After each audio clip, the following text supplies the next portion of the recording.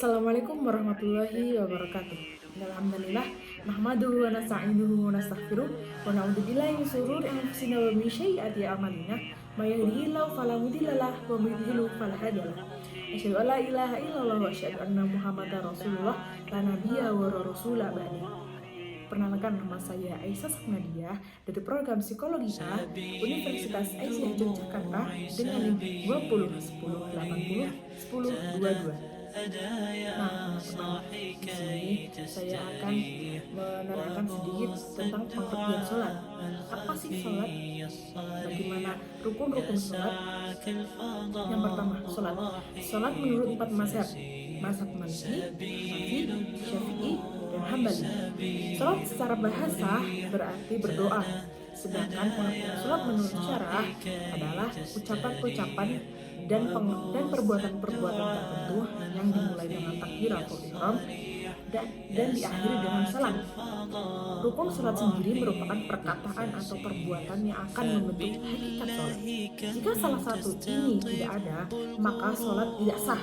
Berikut urutan rukun sholat menurut pandangan 4 mazhab ini yang biasa menjadi acuan sholat menjadi acuan umat muslim. Yang pertama, menurut mazhab Hanafi, rukun sholat ada 6. Yang pertama, takbiratul ihram, berdiri, membaca Al-Fatihah, ruku disunahkan membaca tasbih, sujud, duduk, tasyahud akhir.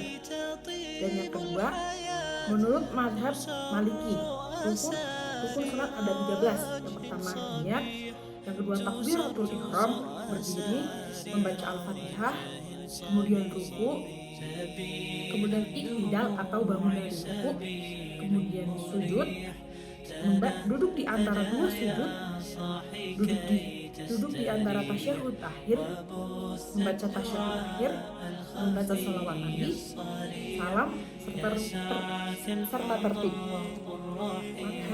Menurut mazhab Syafi'i,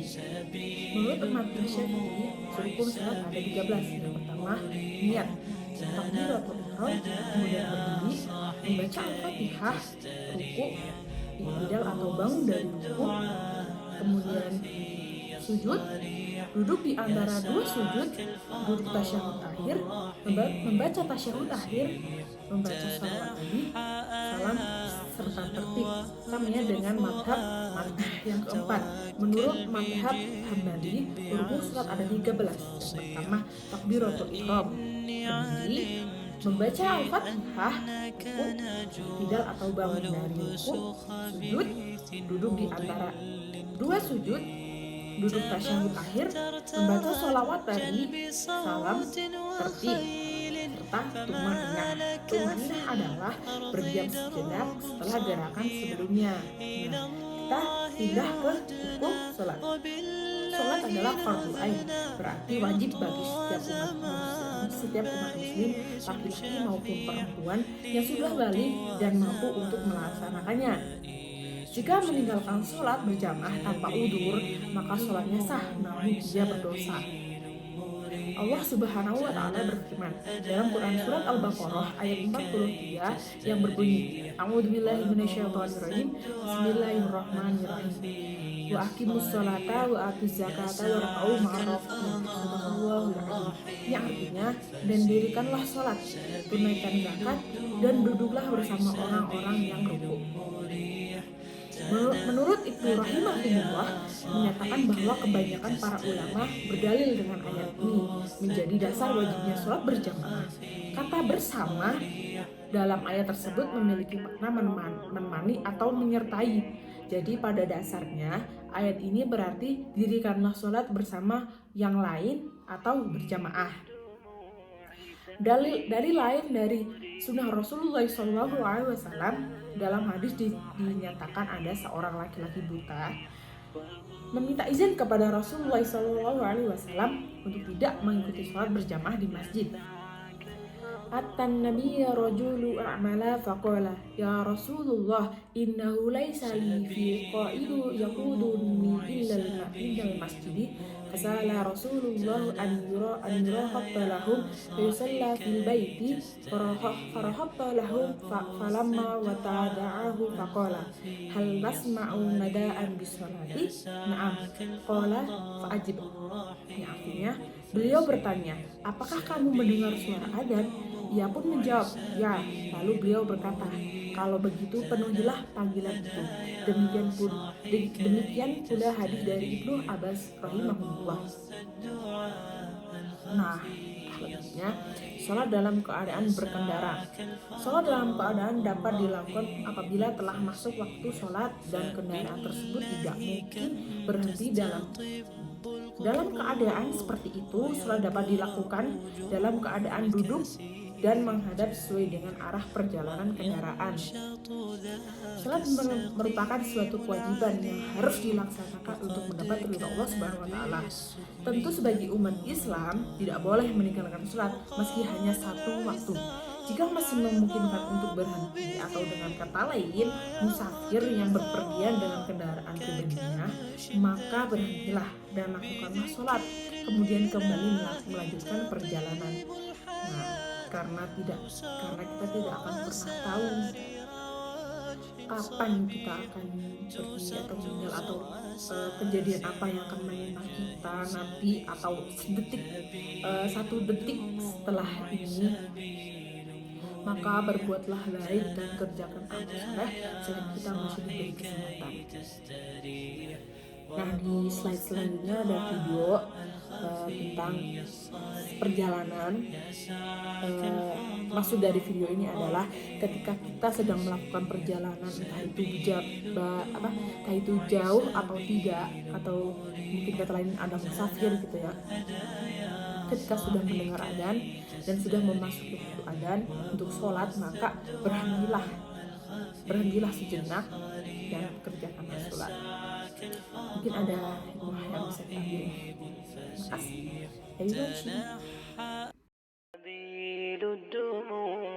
سبيل مريح تنهد يا صاحي كي تستريح وبث الدعاء الخفي الصريح يسعك الفضاء الرحيم الفسيح سبيل الدموع سبيل مريح تنهدى يا صاحي كي تستريح وبث الدعاء الخفي الصريح يسعك الفضاء الرحيب الفسيح سبيل الدموع سبيل مريح تنهدى يا صاحي كي تستريح وبث الدعاء الخفي الصريح يسعك الفضاء الرحيب الفسيح فبالله كم تستطب القروح ويبرأ جروح الكسير الجريح وينشط ذاك السقيم العليل وقد كان بالسقم دهرا طريق تقال العثار العظام به ويغدو الهوى ككبش ذبيح بذكر الإله تطيب الحياة تسر أسارير وجه صبيح تسر أسارير وجه صبيح سبيل الدموع سبيل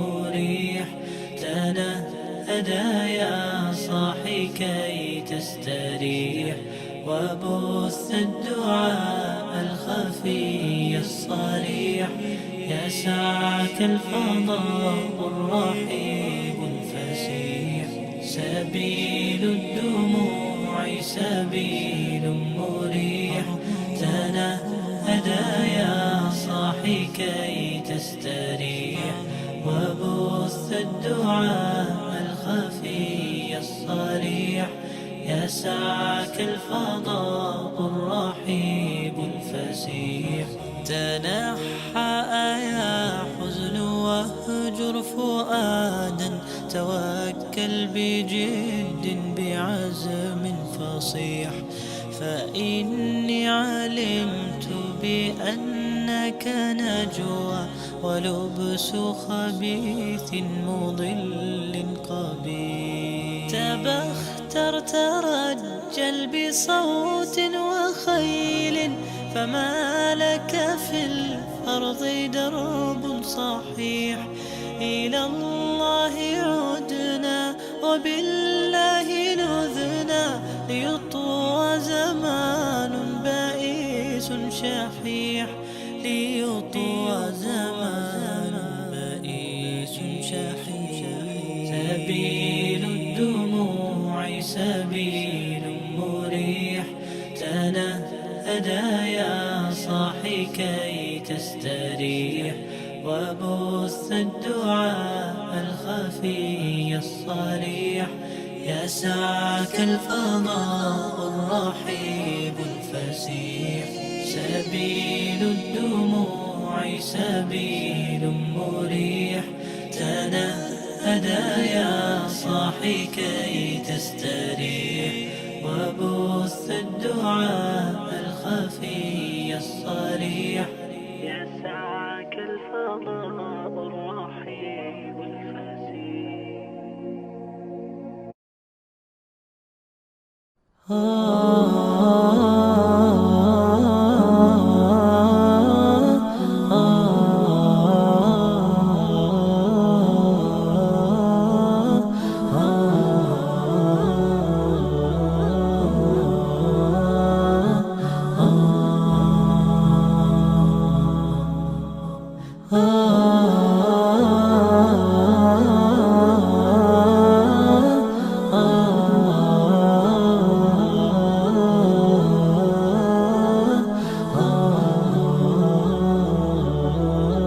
Nah, kita kembali ke topik berikutnya. Yang pertama, yang kedua ini sholat dalam keadaan sakit.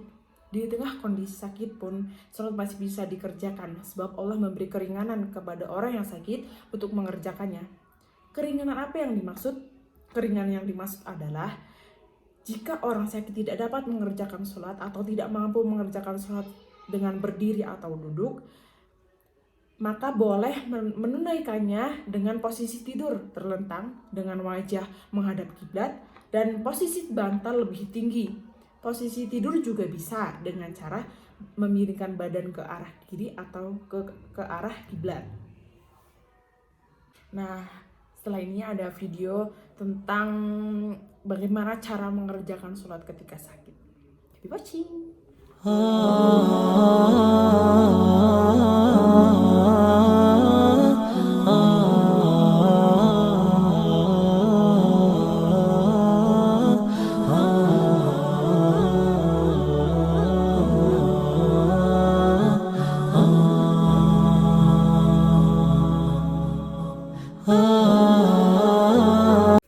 Nah, kita kembali ke topik selanjutnya adalah doa iftitah yang dianjurkan. Hukum membaca doa iftitah adalah sunnah. Dia termasuk salah satu sunnah dalam sholat. Meskipun demikian, sholat tidak sempurna tanpa doa iftitah. Sholat seorang tidak sempurna hingga ia bertakbir memuji Allah dan menyanjungnya, kemudian membaca Al-Quran yang mudah baginya. Hadis riwayat Abu Dawud. Nah, bacaan basmalah dalam sholat lebih baik dijaharkan atau disirkan. Maksudnya dijaharkan atau disirkan adalah di sini adalah membaca basmalah Bismillahirrahmanirrahim pada surat Al-Fatihah termasuk masalah khilafiyah, perbedaan pendapat dalam fikih sholat bagaimana sebenarnya hukum membaca basmalah yang dianjurkan Nabi Shallallahu Alaihi Wasallam. Yang pertama dari madhab Imam Hanafi. Madhab Hanafi berpendapat bahwa membaca basmalah pada surat Al-Fatihah disunahkan dibaca sir atau pelan. Ini minimal dibaca di dalam hati. Nah, kemudian dari madhab Maliki. Madhab Maliki berpendapat bahwa basmalah pada surat Al-Fatihah tidak perlu dibaca sama sekali. Nah, yang ketiga dari madhab Syafi'i yang mayoritas digunakan oleh umat muslim. Madhab Syafi'i berpendapat bahwa membaca basmalah pada surat Al-Fatihah disunahkan dijaharkan atau diucapkan dengan keras. Artinya, membaca Al-Fatihah adalah wajib pada setiap rakaat sholat.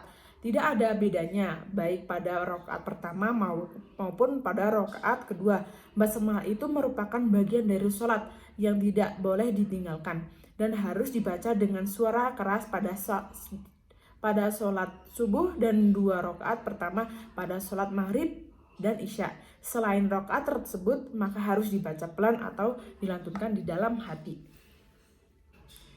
Mungkin cukup sekian materi yang dapat saya sampaikan. Kurang lebihnya saya mohon maaf. Bila ada kesalahan itu datangnya dari saya sendiri, dan bila ada kelebihan itu datangnya hanya dari Allah Subhanahu wa taala. Saya juga masih belajar, di sini kita semua belajar. Billahi taufiq wal hidayah. Wassalamualaikum warahmatullahi wabarakatuh. Thanks for watching.